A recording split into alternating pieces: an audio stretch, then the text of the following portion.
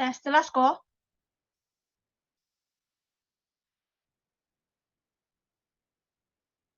Ya, silakan. Selamat malam kepada Koniko dan kawan-kawan yang sudah hadir pada malam hari ini.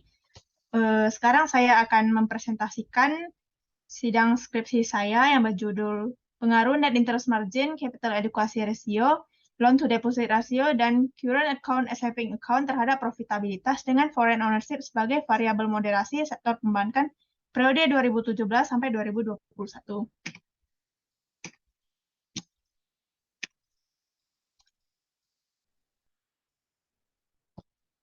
Menurut UU RI nomor 10 tahun 1998, tanggal 10 November 1998 tentang perbankan, bank adalah badan usaha yang menghimpun dana dari masyarakat dalam bentuk simpanan dan menyalurkannya kepada masyarakat dalam bentuk kredit atau bentuk-bentuknya lainnya yang dapat meningkatkan taraf hidup masyarakat.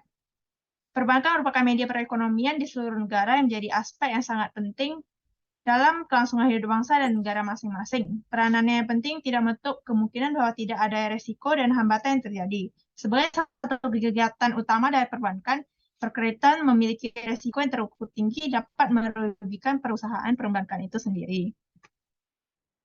Kerjasama internasional menjadi wadah dalam mempererat hubungan antar negara, yang mana bertujuan untuk saling membantu dan bekerjasama ketika ada negara yang membutuhkan. Kerjasama internasional menjadi salah satu cara dalam mengatasi risiko sektor perbankan yang itu dapat meningkatkan pendapatan negara, yang mana melalui pengalihan dana asing ke Indonesia secara tidak langsung akan meningkatkan pendapatan negara.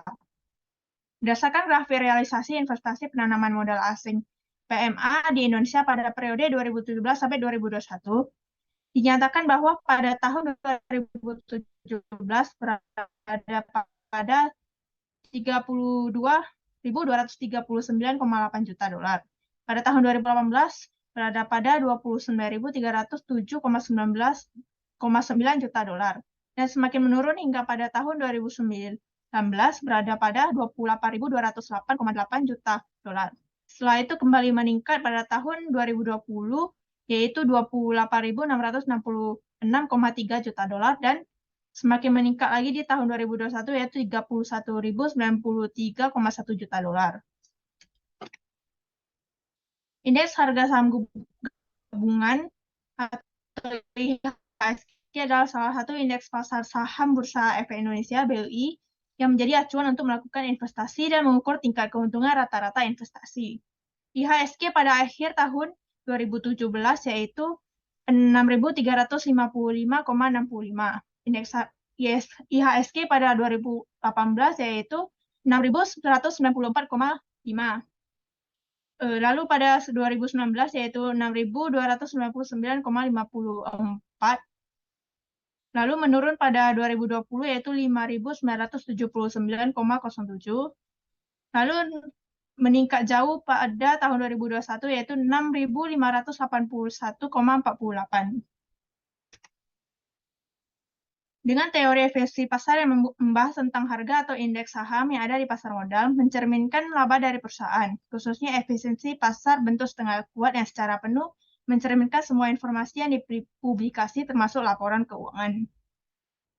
Salah satu rasio yang digunakan perbankan untuk mengukur profitabilitas adalah Return on Asset atau ROA.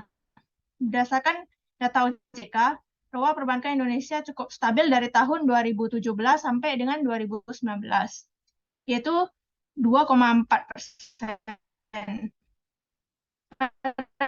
Tahun 2020, ROA perbankan menurun menjadi 2,021, yaitu 1,91%. Yang membedakan penelitian ini dengan penelitian terdahulu lainnya yaitu variabel foreign ownership sebagai variabel moderasi. Diharapkan foreign ownership dapat memperkuat pengaruh variabel lain terhadap profitabilitas dan terhadap variabel dependen secara positif. Berikut yaitu adalah tinjauan pustaka dalam penelitian ini. Terdapat beberapa teori yang penting dalam penelitian ini, yaitu pertama, teori sinyal, di mana kaitan teori sinyal dengan NIM adalah apabila rasio ini bernilai tinggi akan menjadi sinyal positif kepada para investor. Dikarenakan rasio ini merupakan alat yang digunakan untuk mengukur kemampuan manajemen perusahaan. Lalu yang kedua, teori agensi. Kaitan teori agensi dengan variabel CAR, LDR, dan CASA, di mana para manajer memiliki kebebasan untuk mengatur jumlah yang diperlukan, sehingga hal tersebut dapat menguntungkan manajer dari sisi oportunistik melalui skema bonus. Yang selanjutnya yaitu teori efisiensi pasar. Kaitannya dengan profitabilitas adalah ketika laba tinggi dapat diikuti dengan peningkatan nilai perusahaan. Lalu teori stakeholder, di mana kepemilikan asing adalah para investor dari luar negeri akan terus memantau portofolionya untuk memastikan investasinya terus berkembang. Teori lainnya yaitu UU tentang perbankan, profitabilitas kepemilikan asing, interest margin, capital adequacy ratio, loan to deposit ratio, dan current account, saving account. Berikut merupakan penelitian terdahulu dalam penelitian ini. Berikut yaitu kerangka pemikiran dalam penelitian ini. Tempat dan waktu penelitian ini yaitu pada perusahaan perbankan yang terdaftar di Bursa Efek Indonesia pada tahun 2017 sampai 2021. Waktu penelitian yaitu dari Agustus 2022 hingga Februari 2023. Populasi dalam penelitian ini yaitu 107 perusahaan sektor keuangan yang terdaftar di Bursa Efek Indonesia tahun 2017 sampai 2021. Dengan metode purposive sampling dalam menentukan sampel penelitian, maka terdapat 37 perusahaan subsektor perbankan yang terdaftar di Bursa Efek Indonesia pada tahun 2017 sampai dengan 2021. Jenis data pada penelitian ini yaitu data kuantitatif. Data yang digunakan bersumber dari laporan keuangan tahunan periode 2017 sampai 2021 yang diunduh dari situs resmi perusahaan. Teknik dalam mengumpulkan data-data tersebut yaitu secara observasi dan dokumentasi. Berikut merupakan operasional variabel yang digunakan dalam penelitian ini. Teknik analisis data yang digunakan pada penelitian ini diolah menggunakan perangkat Smart PLS. Yang pertama yaitu uji multikolinearitas, di mana jika nilai tol lebih besar dari 0,1 atau VIF lebih kecil dari 10, artinya tidak terjadi multikolinearitas. Begitu juga dengan sebaliknya. Yang kedua yaitu analisis regresi linear berganda, di mana rumus persamaan dapat dilihat di sini. Yang ketiga yaitu analisis regresi moderasi. Rumus persamaan dapat dilihat di sini juga.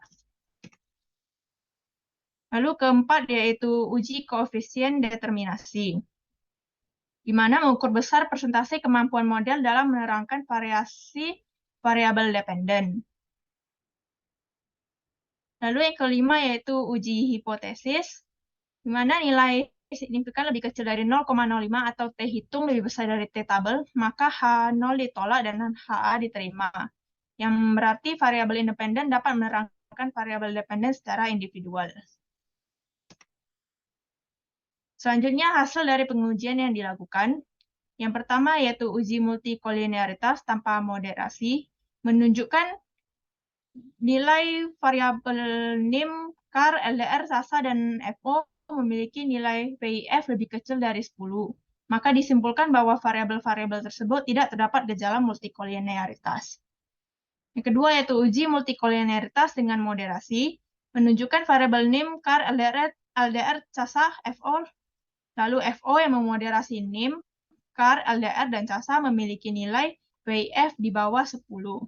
Maka disimpulkan bahwa variabel-variabel tersebut tidak terdapat gejala multikolinearitas. Yang ketiga yaitu analisis regresi linear berganda. Persamaan hasil analisis regresi linear dirumuskan sebagai berikut. Dari hasil persamaan regresi di atas, maka didapat hasil yaitu koefisien regresi variabel NIM adalah 0,285. Artinya, apabila NIM mengalami kenaikan sebanyak satu satuan, maka akan mempengaruhi ROA dengan kenaikan sebanyak satu satuan, yaitu sebesar 0,285. Begitu juga dengan sebaliknya. koefisien regresi CAR adalah 0,022. Artinya apabila CAR mengalami kenaikan sebanyak satu satuan, maka akan memengaruhi ROA dengan kenaikan sebanyak satu satuan sebesar 0,022. Koefisien regresi LDR adalah 0,037. Artinya apabila LDR mengalami kenaikan sebanyak satu satuan, maka akan memengaruhi ROA dengan kenaikan sebanyak satu satuan, yaitu sebesar 0,037. Koefisien regresi CASA adalah 0,240. Artinya apabila CASA mengalami kenaikan sebanyak satu satuan, maka memengaruhi ROA dengan kenaikan sebanyak satu satuan, yaitu sebesar 0,240. Lalu yaitu koefisien regresi FO adalah 0,01. Artinya apabila FO mengalami kenaikan sebanyak satu satuan, maka memengaruhi ROA dengan kenaikan sebanyak satu satuan, yaitu sebesar 0,01. Selanjutnya yaitu analisis regresi moderasi. Persamaan hasil analisis regresi moderasi dirumuskan sebagai berikut. Dari hasil persamaan regresi di atas, maka didapat hasil yaitu NIM adalah 0,312, di mana jika NIM mengalami kenaikan sebanyak satu satuan, maka akan mengaruhi ROA dengan kenaikan sebanyak satu satuan. Pada CAR yaitu 0,023, LDR yaitu 0,033, lalu CASA yaitu 0,208, lalu FO yaitu 0,013. Lalu pada koefisien regresi, NIM dengan moderasi FO adalah 0,121. Artinya apabila NIM dengan moderasi FO mengalami kenaikan sebanyak satu satuan, maka akan memengaruhi ROA dengan naikkan sebanyak satu satuan. Begitu juga dengan seterusnya dan yang sebaliknya. Selanjutnya yaitu uji koefisien determinasi tanpa moderasi. Nilai adjust R2 pada variabel NIM, CAR, LDR, SASA, dan FO terhadap ROA adalah sebesar 0,16563 atau sama dengan 16,6%. Sedangkan nilai sisa sebesar 83,4% dijelaskan oleh variabel lain yang tidak diungkapkan dalam penelitian ini. Dan selanjutnya yaitu uji koefisien determinasi dengan moderasi. Nilai adjust R2 pada variabel NIM, CAR, LDR, SASA, dan yang dimoderasi variabel FO terhadap ROA adalah sebesar 0,16604 atau sama dengan 16,6%. Sedangkan nilai sisa sebesar 83,4% dijelaskan oleh variabel lainnya yang tidak diungkapkan dalam penelitian ini. Uji hipotesis tanpa moderasi. Ini memiliki nilai p-value sebesar 0,004, sedangkan alfa sebesar 0,05. Maka disimpulkan HA diterima, HO ditolak.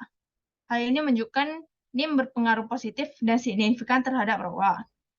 CAR memiliki p-value sebesar 0,384, sedangkan alfa sebesar 0,05. Dan nilai koefisien regresi sebesar 0,022. Maka disimpulkan HO diterima, HA ditolak, yang menunjukkan bahwa CAR berpengaruh positif dan tidak signifikan terhadap ROA. LDR memiliki p-value sebesar 0,225, sedangkan alfa sebesar 0,05, dan nilai koefisien regresi sebesar 0,037. Maka dapat disimpulkan bahwa HO diterima dan HA ditolak, yang menunjukkan bahwa LDR berpengaruh positif dan tidak signifikan terhadap ROA. Variabel CASA memiliki p-value sebesar 0,000, sedangkan alfa sebesar 0,05, dan nilai koefisien regresi sebesar 0,240. Maka dapat disimpulkan bahwa HA diterima dan HO ditolak, yang menunjukkan bahwa CASA berpengaruh positif dan signifikan terhadap ROA. Variabel FO memiliki p-value sebesar 0,443, sedangkan alfa sebesar 0,05, dan nilai koefisien regresi sebesar 0,01.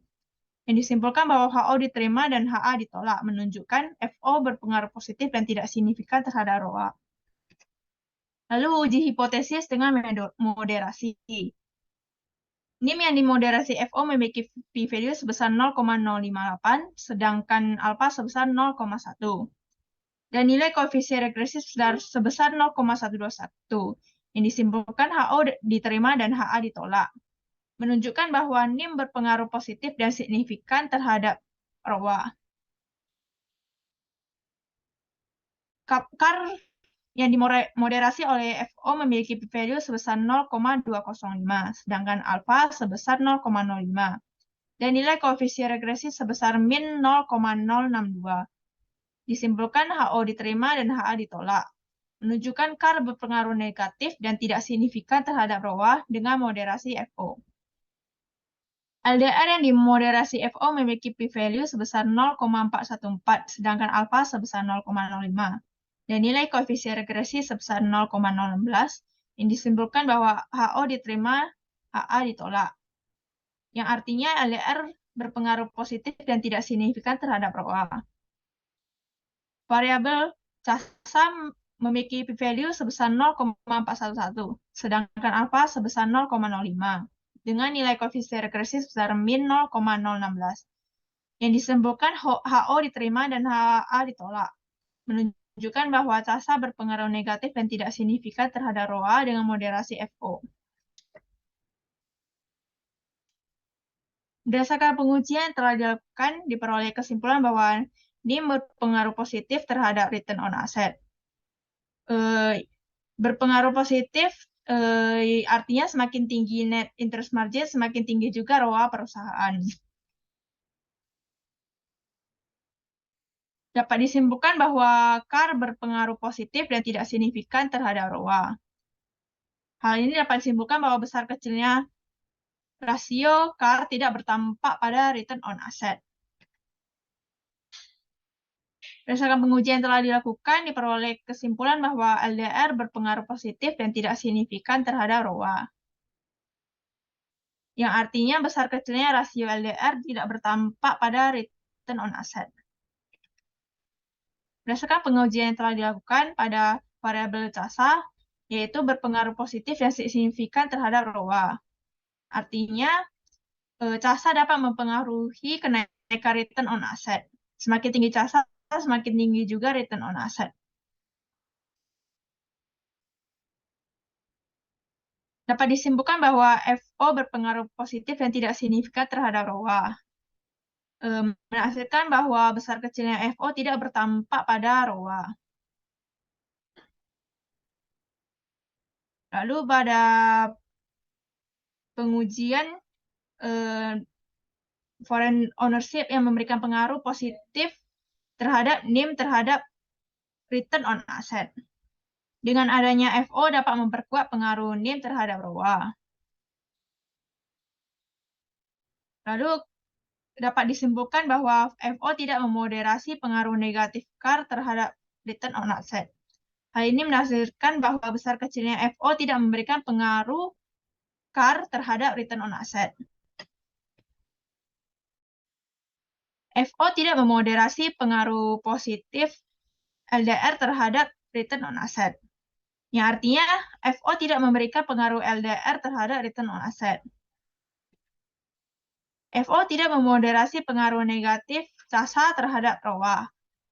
Yang artinya besar kecilnya FO tidak memberikan pengaruh CASA terhadap return on asset. Berdasarkan analisis data yang telah dilakukan dan pembahasan yang telah dijabarkan, maka dapat disimpulkan bahwa variabel NIM dan CASA berpengaruh positif dan signifikan terhadap ROA. Sedangkan pada variabel CAR, LDR, dan FO tidak berpengaruh positif dan tidak signifikan terhadap ROA. Pada variabel FO yang memoderasi pengaruh positif NIM,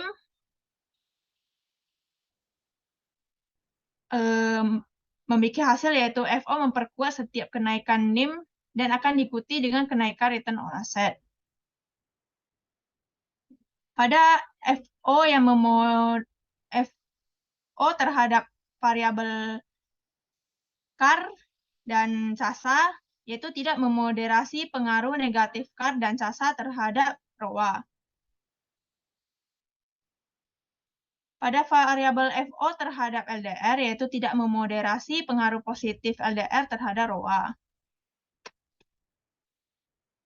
Berdasarkan penelitian yang telah dilakukan dan kesimpulan sebelumnya, yaitu terdapat beberapa saran yang dapat diharapkan akan berguna, yaitu bagi akademisi diharapkan dapat dijadikan sebagai salah satu sumber referensi dan research mengenai pengaruh NIM, CAR, LDR, CASA, dan FO terhadap profitabilitas sektor perbankan periode 2017 sampai 2021. Bagi perusahaan atau organisasi diharapkan perusahaan dapat meningkatkan rasio simpanannya sehingga dapat meningkatkan profitabilitas perusahaan. Bagi OJK diharapkan dapat meningkatkan pengaturan dan pengawasan kegiatan jasa keuangan pada sektor perbankan. Profitabilitas perusahaan yang tinggi dapat meningkatkan perekonomian negara. Bagi peneliti selanjutnya diharapkan dapat menggunakan variabel lainnya seperti Green Intellectual Capital dan Green Information System untuk meningkatkan ROA. Seperti pada penelitian dilakukan oleh Leonardo dan Augustin pada tahun 2022. Keterbatasan penelitian dalam penelitian ini yaitu menggunakan data perusahaan sektor perbankan yang terdaftar di Bursa Efek Indonesia dengan periode penelitian tahun 2017 sampai 2021. Tetapi dengan adanya beberapa perusahaan yang memiliki data perusahaan yang kurang lengkap, sehingga peneliti harus mengurangi sampel pada penelitian ini.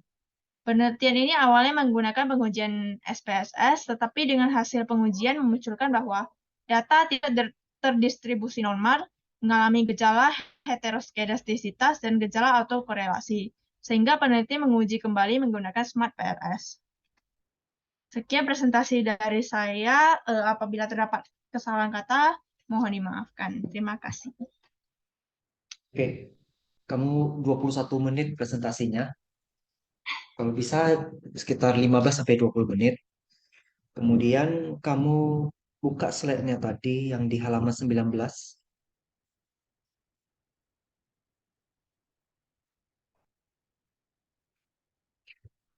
Tadi ada dengar kamu salah ngucap di presentasinya.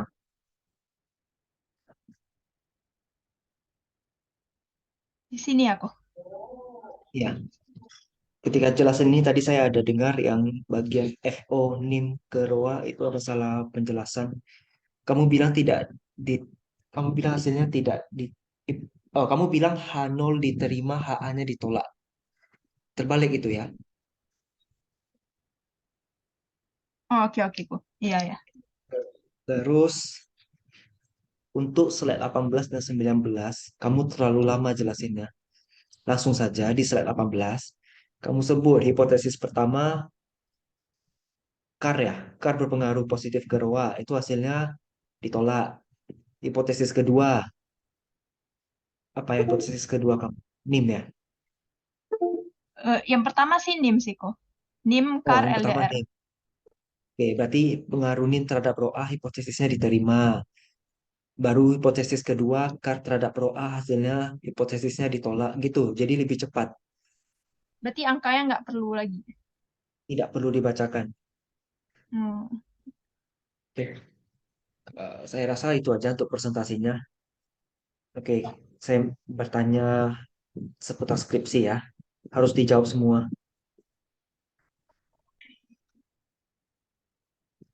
Sebelumnya ada yang mau ditanyakan dulu terkait presentasi? Hmm. Dari slide-nya udah oke semua nih, kok. Oke.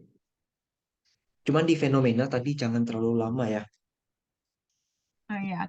Hmm. Terus teori Teori. ini ya nggak usah dijelasin semua. Cukup yang diutamakan teori yang sinyal sampai stakeholder itu. Ya. Ya, jelasin singkat aja. Oke, saya mau tanya, mengapa kamu tertarik untuk meneliti perbankan? Karena perbankan adalah sektor yang menjadi sektor terpenting dalam mengatur perekonomian negara. Hanya itu aja. Eh, Cari alasan lain ya. Kemudian, kenapa harus pakai variabel ROA sebagai variabel dependen ya? karena ROA merupakan salah satu rasio profitabilitas untuk mengukur kemampuan manajemen perusahaan.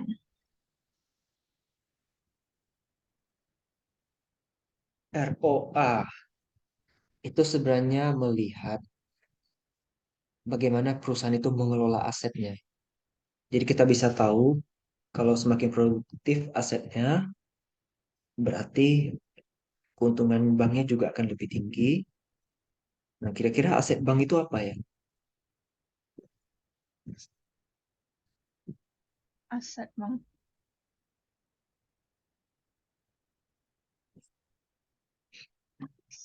Jadi Simpa, aset aset utama dari bank itu adalah kas oh, oke oke. uang kas yang dari nasabah. Itu kan yang menjadi aset utama dari perusahaan bank. Baru itu yang dia pakai, dia putar, dia kelola, baru dapat keuntungan. Gitu ya. Oke, berarti dana yang disalurkan. Yang saya tanya aset. Kalau aset berarti bukan dana yang disalurkan, dana yang dititipkan. Oh, oke. Yang disalurkan itu kan berarti kredit.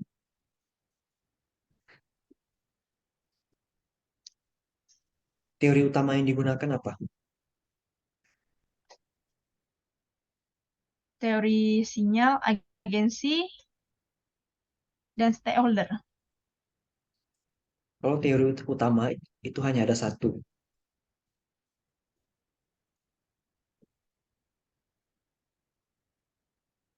Yang mana Teori tuh teori utama? teori Hmm, sinyal. apa kaitannya ke variabel kamu?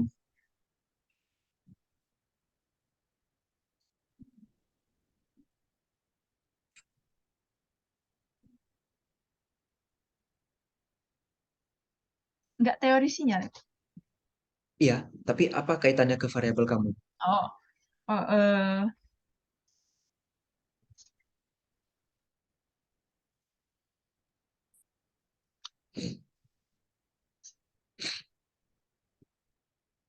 kaitannya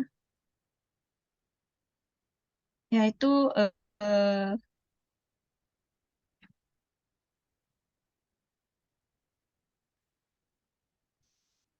apa eh, kaitannya terhadap NIM apabila rasionya bernilai tinggi, maka menjadi sinyal positif kepada para investor. Dikarenakan eh, dapat menjadi alat untuk mengukur kemampuan manajemen perusahaan. Sebenarnya teori sinyal kamu itu seingat saya kaitannya ke profitabilitas enggak? Yang di bab 2 coba lihat bab 2 kamu.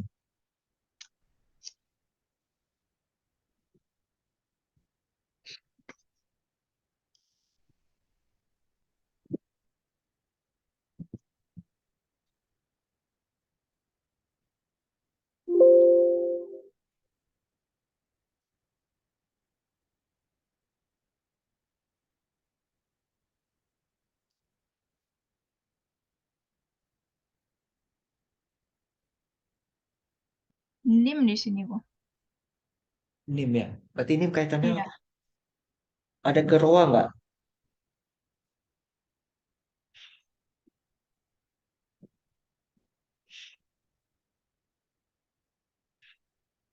Sebenarnya bisa juga pakai NIM. Ya nggak apa-apa deh, kalau memang NIM kan. Kemudian, apa yang membedakan penelitian kamu dengan penelitian sebelumnya? yaitu variabel foreign ownership sebagai variabel moderasi. Alasannya apa?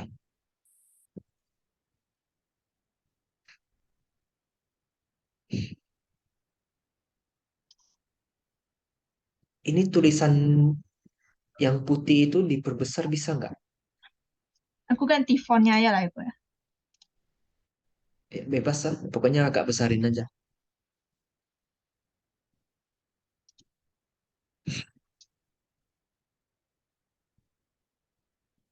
Apa alasannya? Kenapa kamu anggap foreign ownership sebagai moderasi itu bisa menjadi pembeda? Dikarenakan melalui grafik penanaman modal asing dapat dilihat bahwa semakin pada tahun 2021 yang semakin jauh meningkat.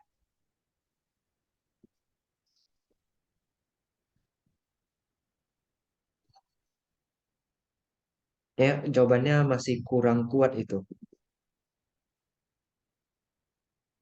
Eh, Kalau dilanjut kayak sehingga dengan adanya penanaman modal asing tersebut dapat memperkuat pengaruh variabel terhadap profitabilitas, Sekaligus diharapkan bisa meningkatkan profitabilitas. memperkuat dan meningkatkan.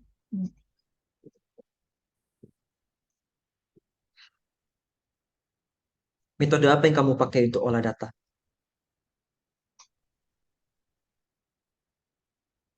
Metode kok Ya,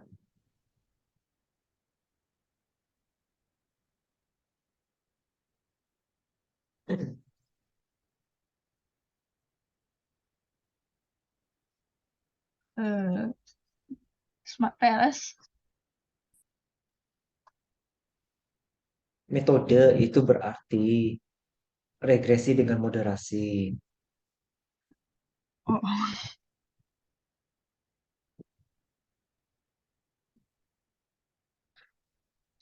Kenapa pakai regresi dengan moderasi? Supaya kita bisa melihat apakah variabel ini bisa meningkatkan atau memperkuat atau memperlemah pengaruh variabel independen terhadap dependen. oke kok.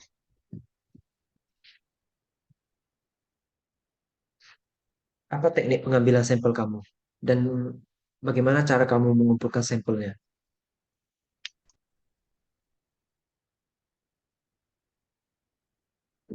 Dengan teknik purposive sampling, yaitu menentukan kriteria yang sesuai dengan penelitian ini, eh, lalu dengan cara observasi dan dokumentasi dengan melalui laporan keuangan tahunan perusahaan sektor tersebut. Oke, ini saya close dulu Zoom-nya karena sudah mau habis. Nanti saya kirim link baru. Oke, kok.